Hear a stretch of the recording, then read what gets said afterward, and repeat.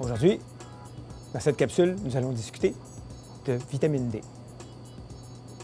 Qui d'entre nous n'a pas entendu dire depuis sa tendre enfance que la vitamine D était une vitamine essentielle pour une bonne santé osseuse? Alors, la vitamine D, qu'on appelle également la vitamine soleil, est effectivement extrêmement importante pour être capable d'absorber le calcium et le phosphore alimentaire, donc les deux composants essentiels à la force de nos os et de nos dents. Alors, pourquoi est-ce qu'on appelle la vitamine D la vitamine soleil? Bien, la plupart d'entre nous savent aussi que c'est parce que la vitamine D peut être produite en majeure partie par notre organisme lui-même à partir du cholestérol, quand notre peau est exposée aux rayons du soleil de l'été. On retrouve également de la vitamine D dans notre alimentation, en particulier dans les poissons gras. On pense à l'huile de foie de morue, par exemple. On la retrouve évidemment dans les suppléments vitaminés vendus dans les pharmacies. Compte tenu du climat particulier de notre pays, des faibles rayons du soleil qu'on a à partir de l'automne jusqu'au printemps, les quantités de vitamine D produites par notre peau ne sont pas nécessairement suffisantes.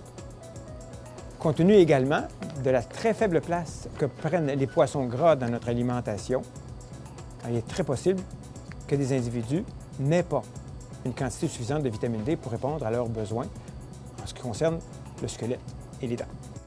Alors, il n'est donc pas surprenant que le gouvernement canadien, tout comme beaucoup de gouvernements de pays nordiques, ait obligé l'ajout de vitamine D dans les produits laitiers, de telle sorte d'éviter que trop d'enfants en croissance connaissent des problèmes osseux qu'on appelle à ce moment-là du rachitisme. Ces mêmes produits laitiers enrichis auront également un effet bénéfique pour retarder ou corriger l'ostéoporose de la personne âgée. En principe, selon le Guide alimentaire canadien, une exposition normale au soleil, combinée à 2 à 4 portions de produits laitiers par jour, donc 200-400 unités de vitamine D par jour, serait suffisant pour assurer un taux de vitamine D suffisant pour une bonne santé osseuse. Certaines conditions spéciales, comme la grossesse ou encore la correction de l'ostéoporose, vont nécessiter des quantités de vitamine D plus élevées. Depuis quelques années, de nombreuses études scientifiques ont révélé que la vitamine D avait d'autres effets sur l'organisme qu'un effet sur le squelette ou sur les dents.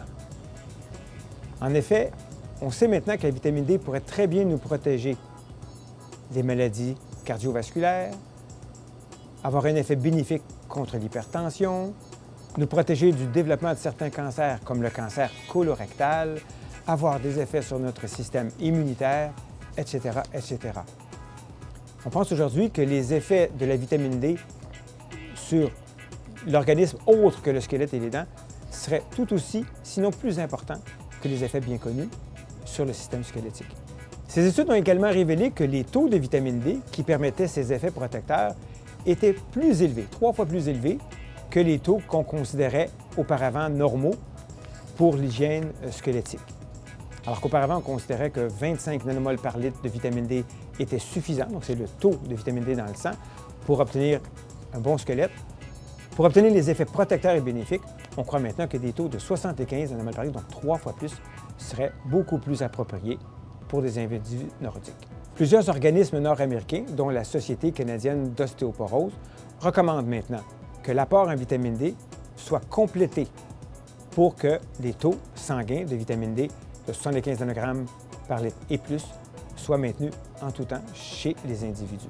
On croit que les 2 tiers des Canadiens ne maintiendront pas ce taux de 75 nanomoles par litre tout au long de l'année s'ils ne prennent pas des suppléments. Et c'est pourquoi beaucoup de sociétés nord-américaines, comme la Société canadienne d'ostéoporose, recommandent maintenant que des suppléments soient offerts à tous les individus. Quels sont les individus qui sont à risque de ne pas maintenir un taux de vitamine D adéquat tout au cours de l'année? On pense spontanément aux gens qui ne s'exposent pas suffisamment au soleil, que ce soit pour des raisons d'âge ou de maladie. On pense aux personnes âgées en institution, que ce soit pour des raisons religieuses, des gens qui n'exposent pas leur peau au soleil de façon suffisante, que ce soit pour des gens qui craignent les rayons du soleil, qui craignent la formation de cancer, qu'on appelle le mélanome, qui devront donc se protéger avec des crèmes solaires extrêmement protectrices pendant toute l'année, Donc, ces gens-là, on pense aussi aux gens qui ont la peau foncée. Donc, tous ces individus sont susceptibles de ne pas s'exposer suffisamment au soleil pour produire la quantité de vitamine D requise. On pense également à tous les gens qui ont des problèmes gastro-intestinaux et ils sont nombreux. En particulier, les gens qui ont des diarrhées sont des gens qui seront incapables d'absorber toute la quantité de vitamine D qui provient de leur alimentation. Donc, tous ces individus sont ceux qui sont à risque de ne pas atteindre un seuil de 75 nanomoles par litre et ceux chez qui des suppléments de vitamine D pourraient être particulièrement importants. Les individus qui consomment peu de produits laitiers ou encore ceux qui consomment peu de poissons, en particulier le poisson gras, sont évidemment à risque de ne pas atteindre des taux de vitamine D protecteurs. Et on inclut ici les nourrissons, ceux qui sont nourris exclusivement au lait maternel, qui est pauvre en vitamine D. Donc, les nourrissons doivent être supplémentés en vitamine D dès leur naissance. À nouveau, certaines conditions physiologiques ou pathologiques, comme la grossesse ou l'ostéoporose, vont nécessiter des doses accrues de vitamine D. Une mesure du taux de vitamine D dans le sang constitue une façon simple de vérifier si vous maintenez votre taux de vitamine D à un niveau acceptable tout au long de l'année. Une mesure du taux de vitamine D peut également permettre de démontrer si les suppléments que vous prenez sont suffisants pour votre condition. Parlez-en à votre médecin.